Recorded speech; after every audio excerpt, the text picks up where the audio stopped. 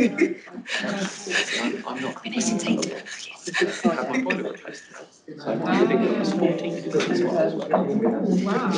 It was toasty. Yeah. It's back on now. Yeah.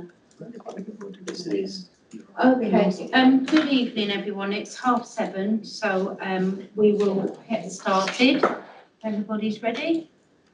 Yeah, okay. So item 1, minutes.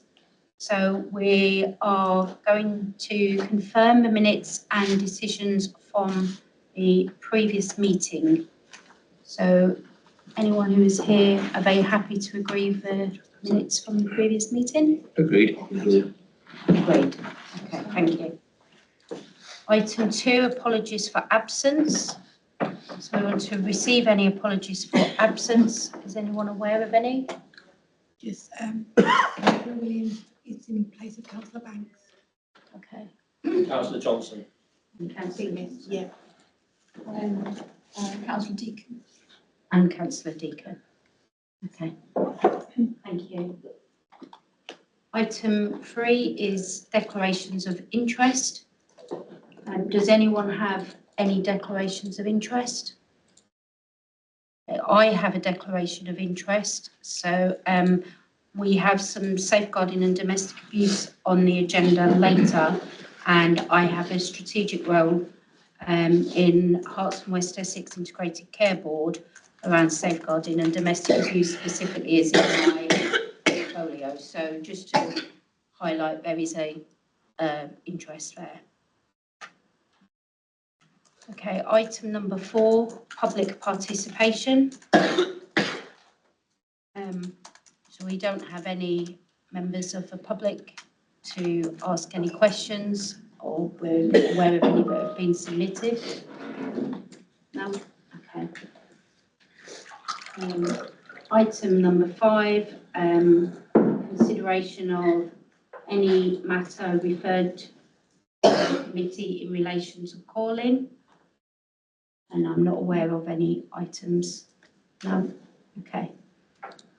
Item number 6, action points from previous meeting.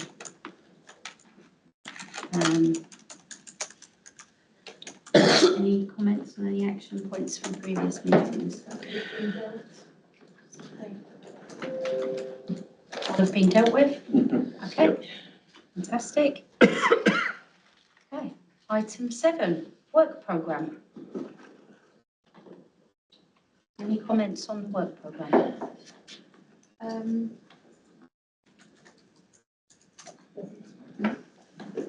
This is a speedy meeting. Okay, item 8.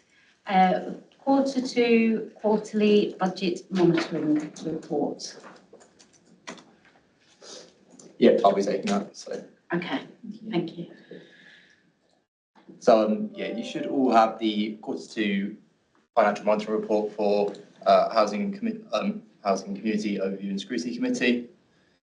Sections 1 and 2 of the report provide some summary and some narrative behind the numbers. I'll start talking on section 3, which is the general fund position for the council as a whole. So at quarter 2, we're presenting a surplus of 645k for the council. This is largely driven by investment income being greater than budgeted for. This is due to larger than expected cash balances for the general fund. And these cash balances are invested in line with the Treasury management strategy. Focusing in then on the housing and community area, we are reporting a pressure of £134,000 on the housing and community budget. So going into that budget pressure, a net pressure of 300k is against temporary accommodation. We've seen £1.1 million spent on hotels. Income received from licence fees offsets part of this budget pressure. And we've also applied some central government grant as well to the service to mitigate against budget pressures. This government grant is the homelessness prevention grant. So we applied for £145,000 of that. So yeah, underspends across other areas of the directorate include staffing underspends of £163,000, which ease the financial pressure. On to section 5 of the report, which is the housing revenue account.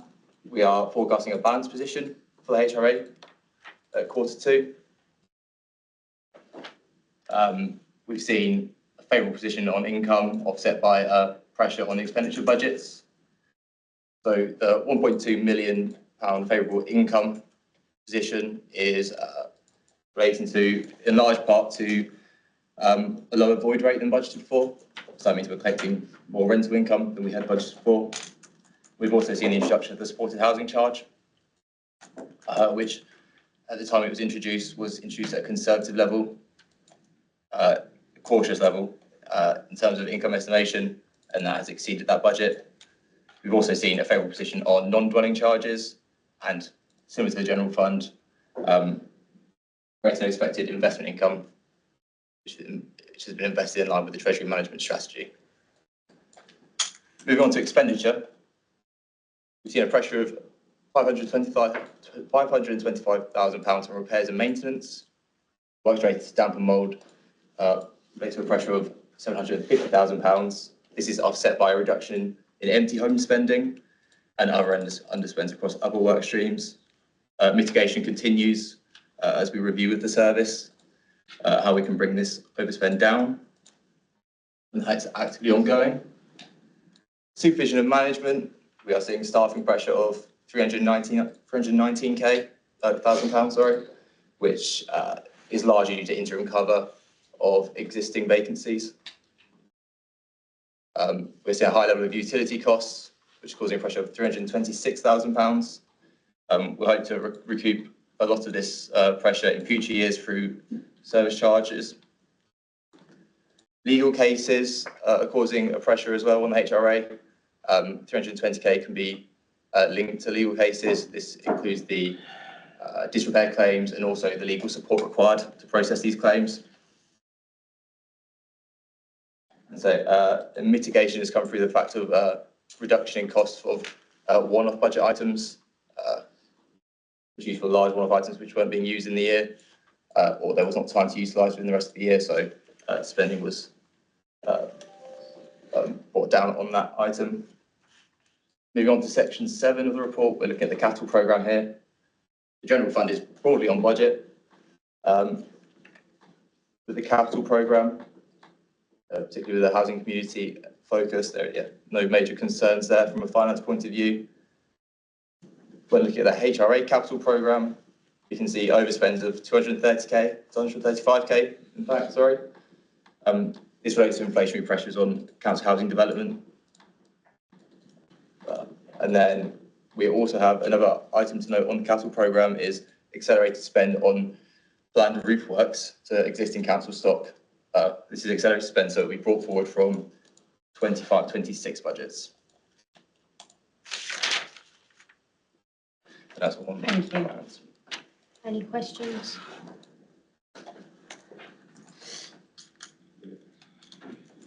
Councillor Bowden. Thank you, Chair. I have a question on section 4.2 of the report that talks about the growing demand for temporary accommodation in the borough and the impact that's had on budgets. It also mentions that the council's undertaken a deep dive review of the service to identify means of mitigation. So as a consequence of that, I wondered if we knew what caused the rise, but also what mitigative measures we've considered in terms of the budget impacts. Thank you, Councillor. The increased rise in temporary accommodation uses is predominantly down to increased demand.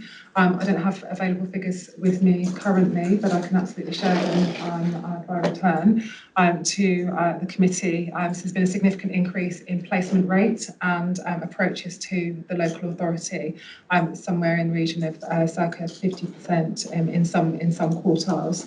As a result, that has meant that time to investigate homelessness applications has been extended due to length of casework time and interventions needed. The deep dive referenced has been a broad analysis of our approach in respect of management of temporary accommodation, including aspects around processes, systems, and our approach in relation to identifying opportunities to automate aspects of those processes, such as income collection. As a result, what we have determined is that temporary accommodation work undertaken will be added as an additional strand to our housing transformation improvement programme. So there's been a new project stood up as of this month, which will report into the Housing Transformation Board within the Housing and Property Service.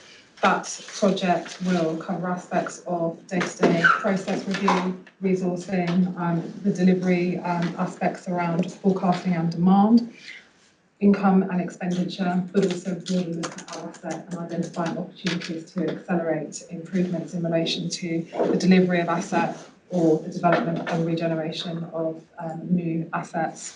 In addition, we'll be exploring opportunities to identify funding to increase the development of new initiatives to prevent homelessness.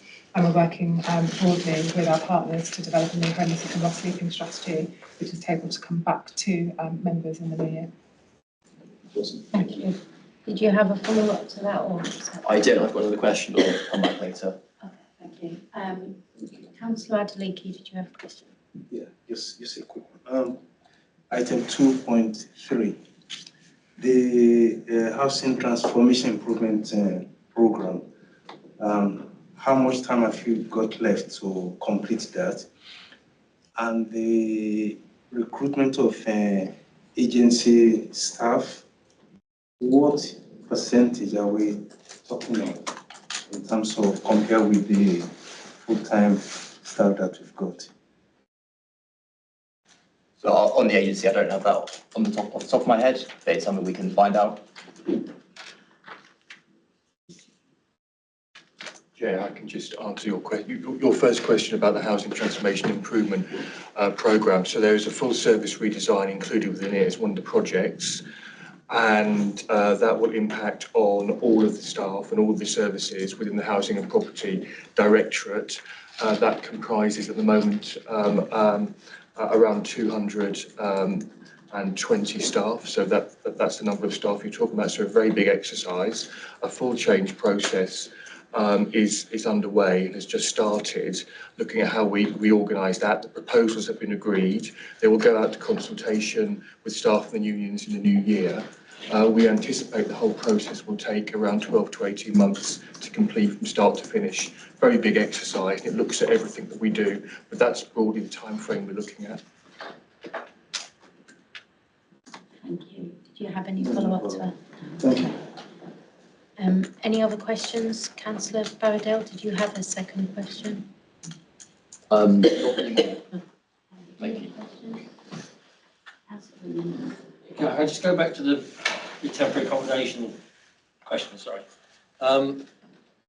My understanding is if we house people in temporary accommodation in their own property, then we're able to claim housing benefit, or they're able to claim housing benefit for the cost, partly the cost of that rent. Is that the case? Does that also apply to if they're placed in hotels? Sorry, yeah. And the second, if it does, is that 1.09 million net of any income? Is that a net cost of the council, or is that a gross cost? Net cost of council. Yes. But in respect of, you can claim housing benefits for placement into bed and breakfast accommodation or any other accommodation such as a nightly let. The challenge with that is that typically placement into temporary accommodation via bed and breakfast usage is usually for one or two nights and often very responsive in respect to emergency issues, and you're unlikely to be able to process a claim following leaving typically in that accommodation when you submit a housing benefit claim. So the majority of the placements into temporary accommodation wouldn't be processed by a housing benefit. Thank you. No? Okay. So we'll move on to item 9, which is the Q2 Housing Performance and Tenants Voice Report. Chair. Good evening. I'm here to present the Q2 Housing Performance and Tenants Voice Report. This is a standing report that covers the performance of the housing service over the last quarter, as well as highlights how we have listened and responded to our tenants' feedback. So in terms of the paper, it has obviously been circulated to you beforehand, so I won't go into it in detail, but the key things we wanted to draw attention to were covered in section 3 in terms of the current position on performance. So showing we have 48% rated of the key performance indicators rated as green, five indicated as amber, and 6 indicated as red. The green indicators are a particular area of focus, and they mostly belong to the Safe Home Service.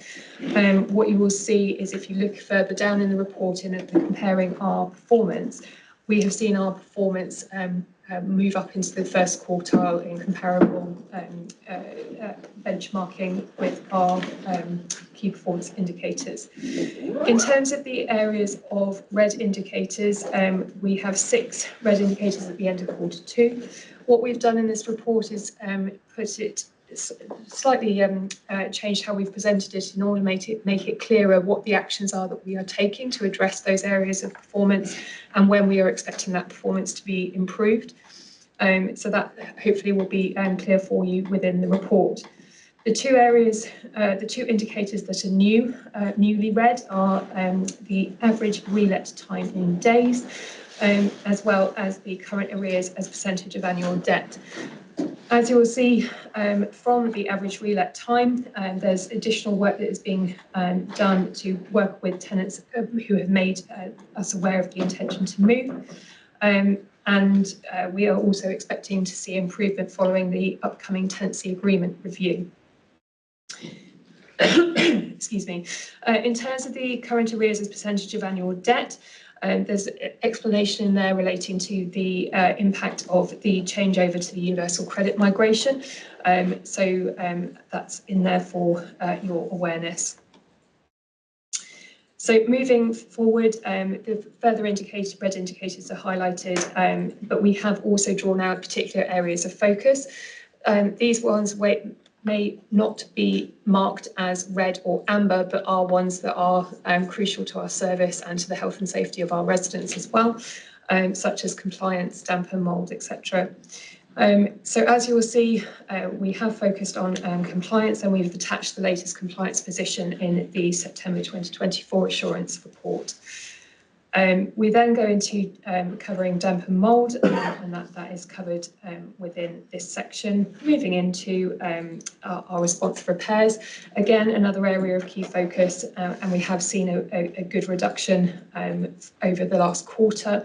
We do also need to make you aware of a potential uptick, downturn in terms of performance due to the rainfall that we've experienced at the end of the quarter. We then move into our learning from inspection. As has been previously reported to this committee, we have achieved the C2 grading in our regulatory judgment. We are now working towards the shaping of the post-inspection action plan in the following quarter. We've then highlighted our complaints that we have received in this quarter. And I do also want to highlight the housing ombudsman complaints that we have received. There is an annual report provided by the housing ombudsman, which will be available via our website. I have already highlighted our comparison of our performance, and the dashboard is provided in a further appendix. But we do want to highlight again the key achievements. So 100% of homes with a valid gas certificate, that has placed us in the first quartile for the first time this financial year. And as you'll see, there were other achievements highlighted within there. We then focus on our service improvement activity and what has been delivered by individual services across the last quarter that have provided improvements for our residents. So that includes things such as our new builds, which will be coming up to our 400th home for social rent. Moving into homelessness accommodation and the opening of new homes in July.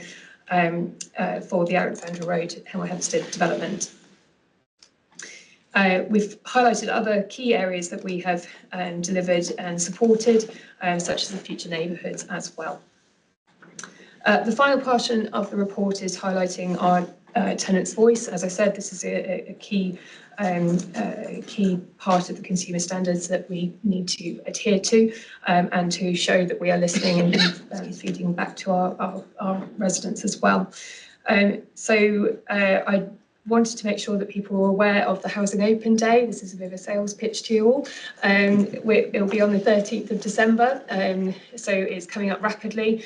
Last year was extremely successful. It attracted approximately 400 tenants, and we are aiming to do better this year. It will have a range of stalls from a range of housing services and the wider linked DBC services as well. And there'll be lots of activities and events for attendees to take part in. As you will see, there are further elements of how we have consulted and listened to our residents, including things such as the leaseholder consultation, our help to move policy review with a detailed scrutiny session provided, and also how we've worked collaboratively with other teams in order to provide extra support to our tenants within supported housing as well. So the rest of the report is fairly standard. If we just want to highlight the key steps that we'll be taking in order to move on from the information that has been populated within the report. So there are no specific recommendations within the report itself. It's brought to you for attention and for noting the report and the contents. Thank you. Thank you. Any questions? Councillor Adeleke. I think once again, that's a very good, brilliant report, Anna. Well done. Thank you. My question is on 3.5 about the void. So the improvement is to reduce the void to 15 days. The first question is that the norm in the sector? And further down in the same paragraph, we are talking of 33.68 days turnaround. So which is which? May I answer? Yes. So, sorry, for those who don't know, I'm Dan Thurn, I'm the head of asset management, and so voice comes under my area. So to be really probably clear, so when I said the 15 days to the team, that was to shake it up. That wasn't our target of 15 days to deliver. But when I have a conversation with them around what we want to do, we talk around 15 days as the average time we want to turn around voids, because there really is no point saying knock 10% off of it, knock 10% off of it. We want to be pushing it as far as we can. And since we said we want to be turning voids around in 15 days, there are a portion of voids now we started turning around in 15 days, and before there were none at all. And we do that by just narrowing down on what we're doing. So working much better with Cardo. So rather than us going out and doing something and then they go out and do something, we send it to someone else. We get work done concurrently. We're not having the handoffs, and we're getting things just working a lot smoother. And so what we've got now is a set of some properties that get turned around very, very quickly, and some properties that are getting turned around in a long time. And to a certain degree, we're going to keep those. So one of the main differences between us and sort of my previous employers at the Housing Association, we would just churn them around and we didn't care. Whereas here we've got a different duty. So for example, adapted properties, there's no way we'll turn an adapted property around anywhere near the target time of 40 days, because we won't even get the specialist bath ordered and delivered to us and designed by that stage. So we'll do a certain portion of properties that will be much longer from that, but we're meeting other duties that we're doing for it. In terms of what the norm is, it does very much depend on the ethos of the company. So 15 days for in London is achievable, and frankly, it's because they let properties that they don't really care about the standards, because it's London, people take anything. You know, you don't need to worry about it. You just do the minimum viable standard, legally compliant, and you send that out. And there's other organisations that will take the opportunity to say, right, well, while we've got the property empty, we'll do everything and now get a new kitchen, a new bathroom, and everything like that. So we sit somewhere in between that because we haven't got the money just to do everything, and there's other priorities that we need to do, but we don't just want to turn around a substandard product that's there. So I think in terms of where we're hit, is at the moment we'll start to get it to hitting our actual targets that we've got. The conversation I have with the team will always still be, we want 15 days and keep pushing it that way. But I don't think we're likely to see those types of numbers coming into these reports, not in this financial year anyway. Thank you. Did you have any follow-up? Yeah, just a small supplementary. I think it's just a question of wording here. The same paragraph where you said it is important not to reduce the works too much. I think you are talking about the standard. Yes, yeah, I assume that was what was mentioned there. Yeah, absolutely. So yeah, we have a standard for all of our properties that we won't let anything below that standard, and so that's been designed in consultation with residents previously. Thank you. Thank you, Chair. Any further questions? Thank you, Chair. Hannah, I thought this was a very informative report. Thank you very much. There was one indicator that you've said is new in here, which I thought was quite interesting, which is TLO1, about arrears. And when I crunched the numbers, I thought, okay, what does this mean? 4.7% of the annual rental. I calculate that out at about £3.5 million of overdue rentals, roughly speaking. And that's roughly speaking about a month's worth of annual rent of rental. The question is, do we know how many tenants are more than 3 months in arrears or something like that? Is that a stat that would be informative to us? It's not a stat that I have available with me this evening, Councillor, but it's certainly a stat that I can obtain for you and provide some follow-up narrative around the detail. So we will have that level of information. I think what would also be useful is to provide you a little bit more context that sits behind that in terms of that number, how many are pending benefit claims, and because those benefit claims and when they're paid will have an impact on that overall figure. I can provide that to you. Thank you. Just want to say that this is the tenant satisfaction measure report, so that's why you don't see that detail in this. But as Natasha said, that there are separate reports to have that information. Any further questions? Councillor Bowden. Thank you, Chair. I wanted to ask a bit more about the satisfaction with complaint handling, that figure 22%. I don't know if this is something you can answer off the cuff, but is that broadly similar to what other councils are experiencing or we experience in other services, or is that lower or higher? And also, what are we doing about it? Sorry, I didn't quite catch the which piece you're. It's in 3.5, and it's the bottom one that talks about percentage of respondents satisfied with complaint handling. Yeah, if it's okay, I will respond. So, albeit this is the stats for the entire department, my particular area of it receives the vast majority of complaints because repairs generates most of those. So, I mean, the first thing around this is it's a self-selecting sample. So comparing us to what other people are doing perhaps wouldn't give an accurate response. And so because we're not sampling people, so we're not ringing up, say, 10% of them and asking them how their experience was, what we're doing is letting people come to us with the survey. So everyone gets a survey, they don't all have to send it back. So the people with the most passionate views will then respond to the survey. So it's perhaps not reflective of what everybody's received. And I think from here you can see there's quite a low response rate. There's 39 people who responded to the survey. But still, there's a lot of work that we definitely know that we need to do around complaint handling. So, I mean, the first things that we introduced in the repair side was just much better tracking of what we're doing, because generally speaking, we only were receiving 2 complaints. One is, I've asked for something and you haven't done it, and the other one was you promised something and then you didn't do it. And so it was just about tracking what our commitments were so that we didn't let people down. And so we've got a much better system of tracking in place.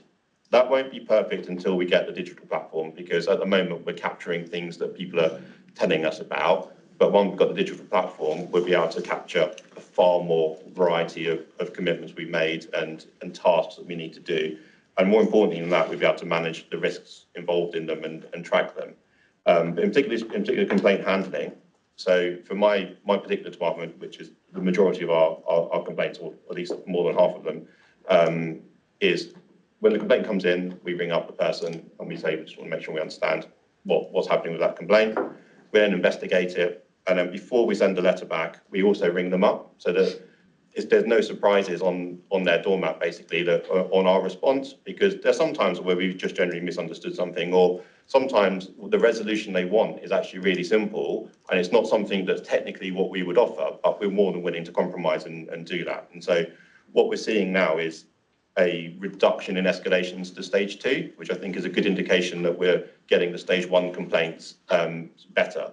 Of the stage 2 complaints that we got in, more than half of those were things that happened over a year ago that they're then escalating. They're not around the current complaint handling and the current issues that we've got.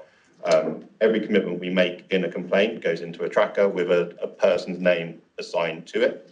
They then have to sit down with me once a month and go through what they're doing with the complaints. And I'll be honest, it's not because I'm particularly useful in terms of them doing it, but the fact that they have to answer for it and be accountable for what they're doing just drives the fact that when I go to those meetings with them, we're just ticking off going, yeah, we've done this, and we're following through. And then any actions that with Cardo, our repairs contractor, they have their own weekly meeting between their complaints team and their planning department, just to make sure that complaints aren't missed. So they've now put in, if a job's related to a complaint, they go double star complaint, double star, and that means that everybody knows that that job doesn't move. So if someone calls in sick, that counts for another job, but then make sure that that job gets done, and they understand that it gets a priority. And then with their performance, I obviously monitor that through our trackers, and then I report that back to the account manager at Cardo, and sometimes their directors, to make sure that it's getting the right focus. So I think I'm not saying that we've cracked it at all, but we're moving in the right direction in complaints. And I think that what you'll see is improvements, gradually in the performance reporting. Thank you. Chair, could I just add something very quickly? Just to give you an example, you asked for an example of some of the work we're doing. We analyse our complaints to look at trends. And one of the trends we identified was complaints around roofing. And in the finance report, you will have seen that we brought some money forward to do more planned works on roofing. So that's a good example of us using our complaints data to say how can we put ourselves on the front foot and respond to this more effectively in a sort of more holistic way. So certainly bringing forward more roofing works to address the number of roofing complaints we receive is a good example of how we're trying to learn from complaints. I think that overall number is low, which is the implicit in your question. And as Dan was saying, we will, we hope through this meeting to be able to report back to you an improving trend.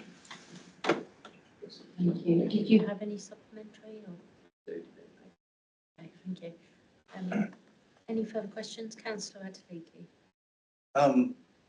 I'm just surprised that we deal with complaints on a big scale. Surely there must be people that are grateful for what you do for them.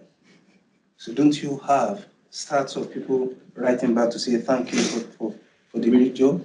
I mean, it would be nice for us to see. Compliments. Yeah, so we can definitely share that. We receive more compliments every month than we do complaints. It would be nice to see. Yeah, we can definitely, I'll be very happy that we start sharing those and sending them out. Yeah, it's a credit, please.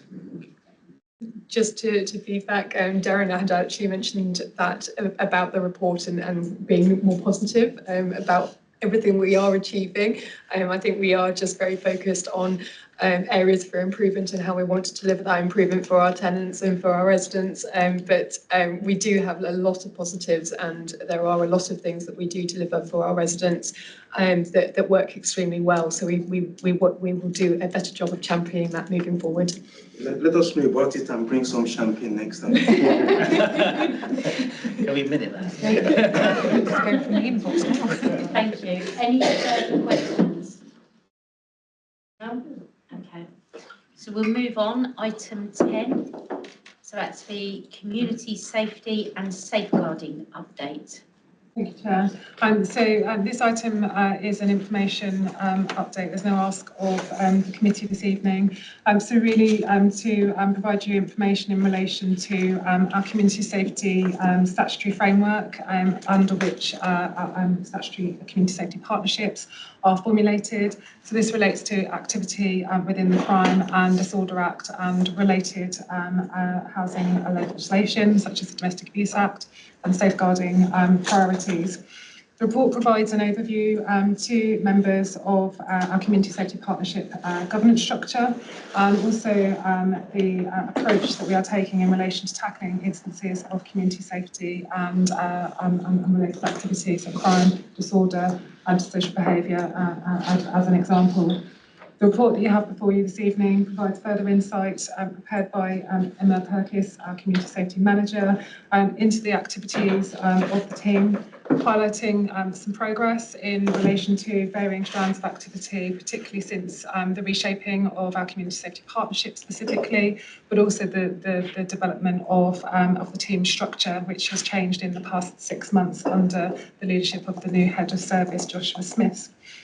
So I think it's a useful opportunity to highlight to members a number of the successes and an increased volume of activity that you will be seeing as a result of this reshaped work delivered by the team.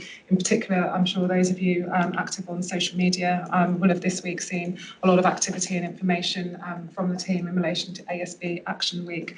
So I think it's really positive that our team are getting out and about in the community and working with a wide range of partners to improve instances of crime, disorder and antisocial behaviour in our borough, but also helping to ensure that our communities can feel safer in decorum.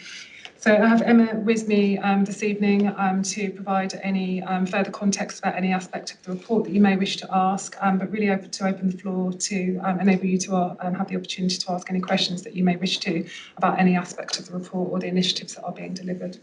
Thank you. Any questions? Thank you.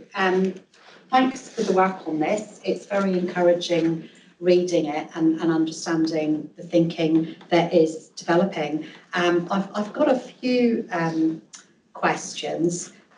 So you've said that in order to get the accreditation, that you're changing some of the practices, specifically, well, for example, in regard to joint tenancies.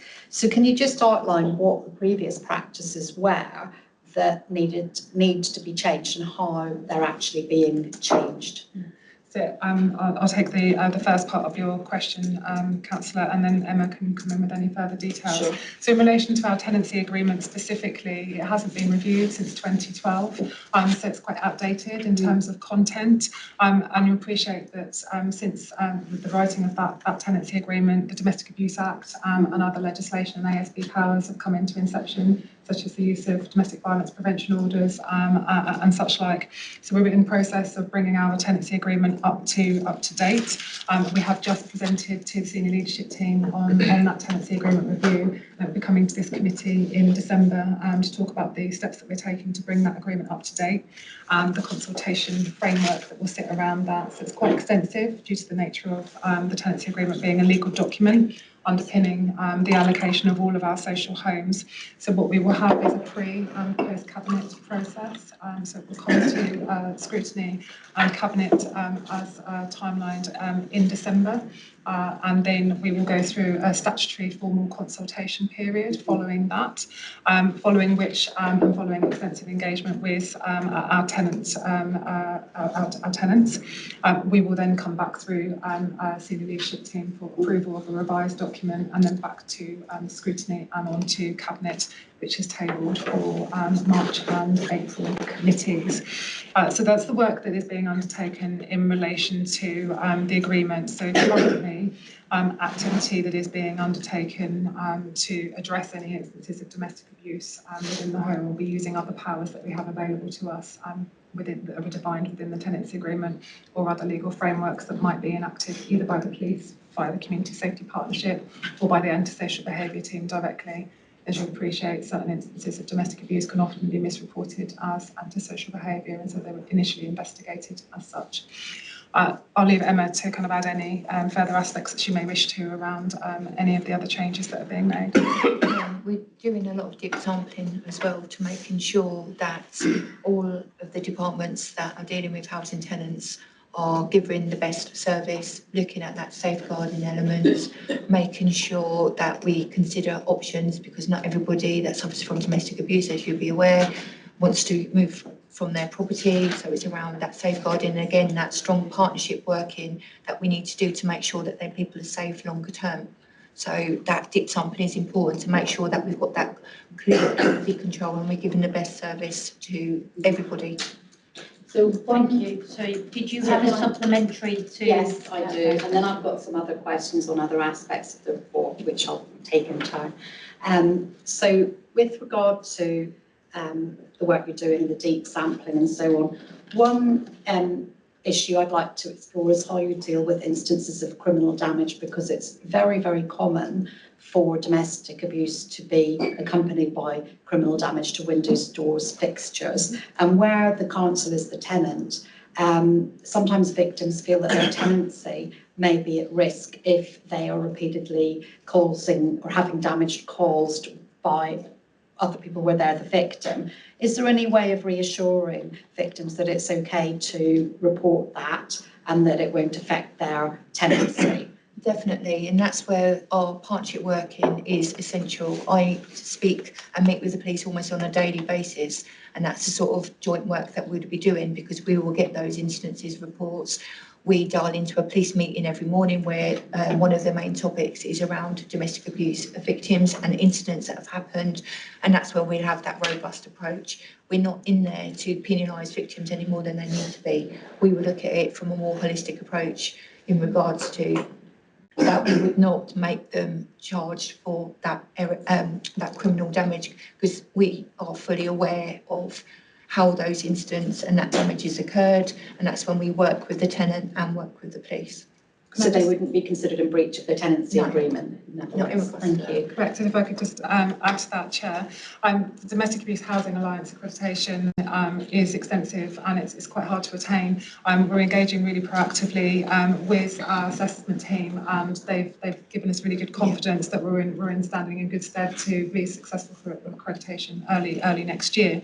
I think what's really important to recognise is the extensive training that all of our housing staff are undergoing to support this accreditation. I think it's really important to recognise, as you've kind of alluded to, that domestic abuse can often manifest in a number of ways.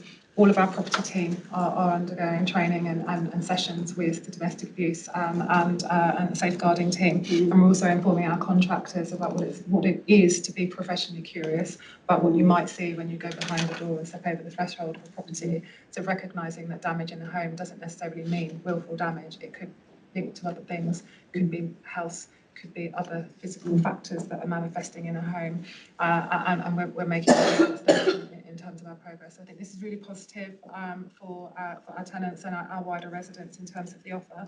I'm really pleased to say that there's no other local authority in Hertfordshire or in the East that I'm aware of that is progressing to the level of accreditation that we are at this stage. So I think we'll be able to come back to you within the coming months to let you know of the progress in respect of the accreditation. Thank you for your answers. I'm really pleased to hear that. That's really encouraging, and maybe we can be, the example for the rest of the local authorities to follow. That would be really good for us. I do have some other questions, but obviously I'll take my turn. Thank you. Councillor Madden, you had a question. Yeah, thank you. On page 76, section C, or 16 days of action to end gender-based violence, I I feel very uncomfortable with things like this. This came up, we had a presentation a few months ago, didn't we, at Health in Decorum, which was absolutely brilliant about domestic abuse, domestic violence. And I can't remember the officer's name. Jodie. She was amazing. She was brilliant. Right, she's one of my officers. Okay, so she was absolutely brilliant. And I thanked her at the end of it for going through the whole presentation without once mentioning gender. Because I have a personal experience which I won't go into in a public forum, but I understand, and I checked the figures with her, that 25% of domestic violence is against men. It's not against women. So I always feel very uncomfortable when it's ignored. We never ever ignore any other minority groups.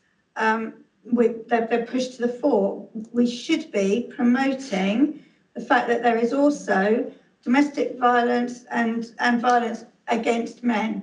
So please, can we always include that? And actually, I suspect that it's higher percentage than 25%, because the problem is that if men have got a partner that's being violent to them, they're too ashamed or embarrassed to tell anybody, even more than a woman would be. So I'm championing the men on this one, I'm afraid, and I feel very uncomfortable when I read things that it's male violence against women, and it's always male violence against women. We need to think about it the other way as well. Thank you, Councillor. I know you recognise your comments, and I understand your perspective. I think just to be clear that the position in terms of supporting this campaign, it's a national campaign. So it's based on national statistics, and so we're aligning with Hertfordshire's domestic abuse and complex needs strategy and supporting the wider campaign. But I guess just to provide you with reassurance that absolutely our team do recognise that it doesn't just affect women. It does also affect men. It also affects other members of a household and children, but also a wide range of genders. And I think that's important to recognise. We provide services and support to all affected, both perpetrators and victims.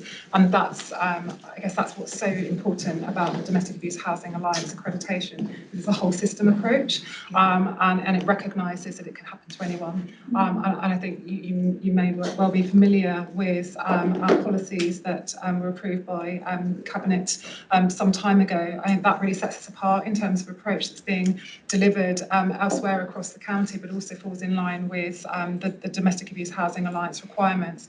Our domestic abuse policy is specific, as in it identifies domestic abuse instances to staff and to members, in addition to our wider residents. And I think that's really important to recognise that it can happen in many settings. Absolutely, it's not even women against men. It could be men on men, women on women. Definitely, it's very underreported in that field. So I think you're right in regards to that statistics, and we do take that on board.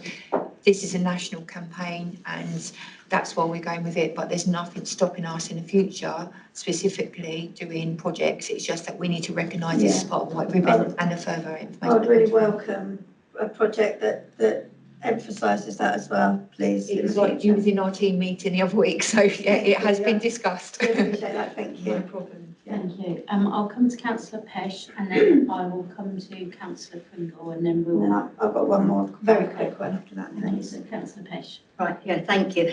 Through you, Chair. I had discussed this at the beginning of the meeting with the Chair, and I was suggesting that we actually have someone come as an item on the agenda to actually talk about this thoroughly, like you had on the Health Committee. So what could we do that next meeting or the meeting after? So we have a real in-depth discussion and information. Absolutely, Vice Chair. So can certainly liaise with member support team and chair around the most appropriate arrangements, be it a more in-depth session via this committee, or a dedicated member development session around domestic abuse, if you feel that would be more valuable.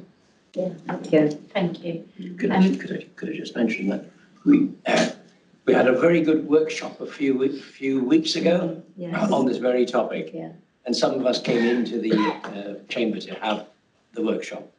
which I thought was very interesting, and a lot of the material you've got in this report I see replicated. Thank you. We are working hard on this area. It's an area that I'm very passionate about, and as she said, Jodie is extremely passionate about taking the lead. So it's good to hear, and she all love that feedback, so thank you. Councillor Pringle. Yes, following on from that, my understanding from, I believe it was this meeting, but it might have been a health meeting, was that certain areas in our borough, I believe Hemel Tarn, come in at some of the very highest rates of domestic abuse in the county. And I was wondering if we could write to the Police and Crime Commissioner and ask for a breakdown of statistics on where the hotspots are, but also more than that, an analysis of why that is, not just the numbers, but the level of seriousness, the high-risk cases where MARAC are involved, to see if there's anything that as a council we can be doing to work together with the Police and Crime Commissioner to combat this. And I believe that education has to be part of that. Obviously, we need to know the facts, what's happening, but also we need to educate people to support one another in coming forward. And in terms of that, I do appreciate that men can be victims of domestic abuse. In the very most serious domestic abuse cases, it does tend to be where men are victims, that it is frequently the victims of fathers, sons, brothers, or rivals in relationships. Particularly the studies on non-fatal strangulation, which is now an offence. Non-fatal strangulation is commonly used as part of coercive and controlling behaviour. Yeah. And in some communities, people actually educate each other on how to strangle someone, to pass out but not die, and they actually exchange these skills, and it is part of a learned process of coercive and controlling behaviour. And apparently the research is that there has never been a case of non-fatal strangulation committed by a woman. It is almost exclusively a male against female offence. Women pass out, they become incontinent, they can't remember what's happened, and if those who are skilled in it, they don't leave any marks, but it is increasingly becoming something that we're learning about. And so the reason it's called male violence against women and girls isn't because it's exclusively male violence, but because the incidence of it is so overwhelmingly, of the most serious violence, is overwhelmingly male violence against women and girls, that it is actually indicative of some embedded beliefs and behaviours within our society. And I would say that I would advocate that we all need to be trained, staff as well as members, in unconscious biases, in double standards, ingrained biases. For example, women have traditionally required corroboration to be believed, whereas men are taken at their word. Unfortunately, that is the way society works, and we need to reflect on our own unconscious biases. And I would say that that starts here. Other public sector organisations are undertaking sexual harassment training, and I would advocate that every member and member of staff in this borough be educated on what sexual harassment is, what is appropriate, what is inappropriate. Because can we get to the question? Did you have well, a question? this is my point. We're at it. I'm advocating this, and I'm asking if this committee can look at it in the future and put it on the agenda, because there is a continuum between people not recognising what sexual harassment actually is and failing to support women who are being sexually harassed. We'll have that added to the agenda. Yes, but the point I am making, Diana, if you don't mind, the point I am making, we need to move forward. the point I am making, and will make with dignity, and will not be silenced on this, is that they are part of a continuum. You cannot deal with 3 women a week dying, or the massive amount of women who are being coercively controlled in this country, without reflecting and examining our own practices and behaviours in this borough. And that, thank you very much. If I may, Chair, just in relation to the first point in relation to education and training around young people.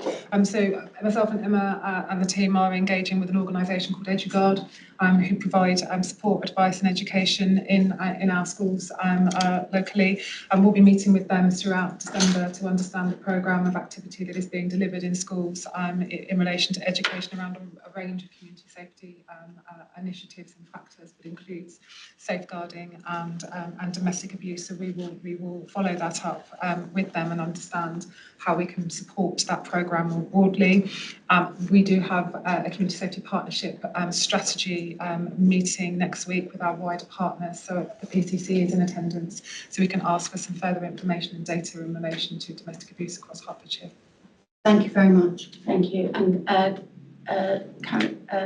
Natasha, just to highlight, the community Herts County Council have those hotspots and the analysis of them already. Yeah, they're one of our core partners, so we can liaise with them. Thank you. Thank you. Councillor Diana, you had a Yeah, just wanted to say that I've recently received a notification on the e-learning for the subjects Councillor Pringle just mentioned, and I did a training, in fact, twice on EDI, which also includes the unconscious bias.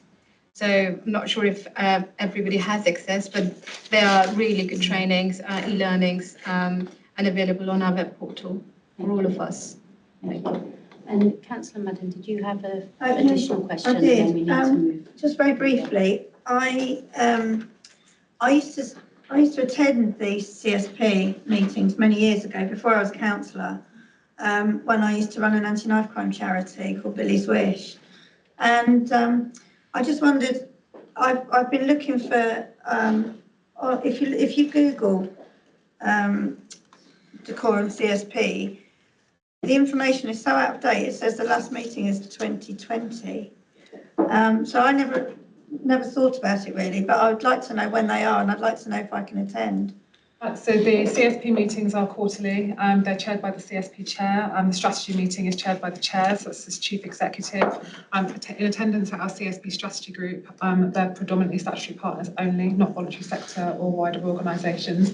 The reason being for the attendance of Hertfordshire County Council commissioners in respect of community safety, and also more broadly the PCC. So that meeting is broadly speaking around strategic high-level issues and analysis and identification of opportunities to target specific funding in locality by inviting individual organisations into that strategy meeting, and not inviting all organisations into that meeting, and some not being available to attend might provide some disparity in respect of commissioning arrangements. However, in respect of the broader operational activities, the Community Safety Action Group is your day-to-day tasking and operational activity group, which is predominantly lead officer and frontline officer activity. We have a wide range of partners in attendance at those forums. Similarly, the operational management group, the joint action group, is attended by a wide range of voluntary and statutory sector partners who are working together to tackle community safety activities. So we can certainly arrange for other organisations, if you've identified them, that are not in attendance, for them to be invited. Minutes for those meetings aren't publicised in the same way as they were historically, particularly for the operational groups, predominantly because they either identify individuals, in some cases because they're about specific person-based targeting, or individual property tasking, and so for that reason they're not publicised and minuted. But I will check the current link on the website for you in relation to the wider core group meetings, and can provide some further detail. Thank you. Thank you. Okay, so we will move on now to item 11, the Humanitarian Response Dashboard. Thank you, Chair. So I'm not proposing to go through the dashboard in detail, but predominantly the report you have available for you this evening provides you with an overview of activity in relation to humanitarian response and the varying tranches since our previous update to this committee in October 2023. The report provides some context in respect of our history around undertaking humanitarian response activity, both in relation to refugee resettlement and asylum seeking support in the borough. And furthermore, the report provides, as you referenced, the appendix of the dashboard, which provides some further detail on localised data within Decorum in relation to refugee resettlement and asylum contingency accommodation and other linked activity. The report provides some information for you in respect to some of the specific activity and demands resulting from asylum and resettlement cohorts, particularly, as we heard earlier this evening, some of the challenges around temporary accommodation, which are directly linked to homelessness. And that's a direct impact in some instances as a result of growing asylum and new refugee decisions that are being received. There are also wider infrastructure pressures and demands in respect of community safety and antisocial behaviour that are linked to some aspects of dispersal, and in particular in relation to contingency accommodation. So that's interim temporary accommodation that is used to disperse individuals into. But I'm also pleased to identify in the report the opportunity to highlight some of the excellent work that the team are doing in relation to integration, in terms of identifying opportunities to prevent homelessness and proactively intervene and identify opportunities to support individuals into employment, to integrate them into our borough, and to provide some peer support, which I think is really excellent. And the team have been recognised across the Eastern region for that. They're being looked to as a service who can provide benchmarking and insights into excellent ways of integrating new individuals into a borough. And they've also been recognised via our internal awards framework. So hoping that members have had the opportunity to review the report and the data contained with it, and we'll be very happy to take any questions that you may have on any aspect of the information provided. Any questions? Councillor Adebiki. Thank you very much, Natasha, and very good report. On the question of refugees, are the numbers? I've got a number of questions, and if you don't mind, Chair, can I just ask them because they are all connected? Okay. So the number of refugees that we had, I think last time I did ask the question, I can't remember the answer that was given. But are the numbers going down or going up? And the second question to that is, in terms of funding to maintain the welfare of these refugees, is Hart County Council responsible for that, or are we getting direct grant from the government?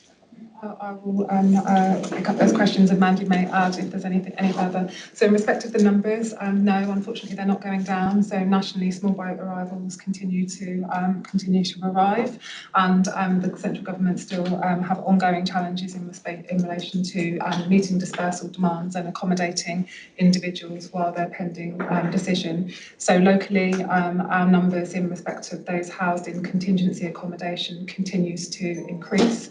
I would say relatively staying at a kind of fluctuating level between 550 and around 620 individuals each month. Those figures change on a daily basis, and as new refugees receive a dispersal notification and a decision, others are replaced into that accommodation. So it's a continual growing number. In respect of funding, Hertfordshire County Council's responsibilities around these households is predominantly in relation to children who need to be placed into education whilst they're in contingency accommodation in the borough, and in respect of the wider kind of tier 1 responsibilities around safeguarding and infrastructure.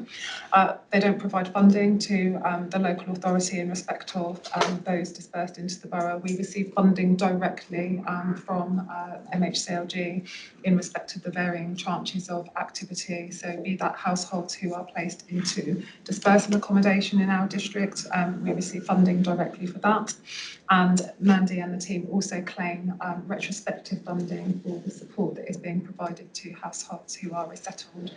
So you may recall when we presented to the committee previously that I shared that the dedicated humanitarian response team that we have are predominantly funded by the varying tranches of grant that we receive from central government. Just got a supplementary question. So given the increase, going up and the situation we're in, how much pressure is that putting on your staff, taking you away from the normal duties that Mandy I'll let Mandy answer operationally, and Emma may wish to add because it impacts on a range of services from an operational perspective. So I'll let Mandy come in here. It's keeping us busy, it's fair to say. Yes, we have a team of 6 people.